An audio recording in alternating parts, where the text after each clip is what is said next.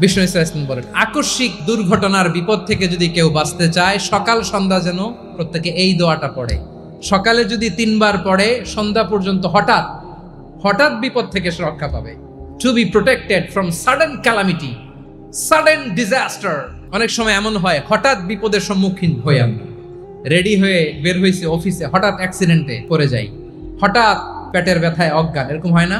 আপনাদের হয় না? হঠাৎ বিপদ, হঠাৎ ভয়ঙ্কর কোন আকস্মিক বিপদ থেকে আল্লাহ বাঁচায় দিবে। সকালে পড়লে সন্ধ্যা পর্যন্ত প্রোটেক্টেড, সন্ধ্যাবেলায় যদি 3 বার পরে সকাল পর্যন্ত প্রোটেক্টেড। সুবহানাল্লাহ পড়ে। দোয়াটা কি? দোয়াটা হচ্ছে বিসমিল্লাহিল্লাযী লা ইয়াদুররু মা ইসমিহি শাইউন ফিল আরদি ওয়ালা ফিস সামাই ওয়া হুয়াস সামিউল আলিম। ছোট না? অনেক ছোট, মুখস্থ করবেন। বিসমিল্লাহিল্লাযী লা ইয়াদুররু মা ইসমিহি শাইউন ফিল আরদি ওয়ালা ফিস সামা।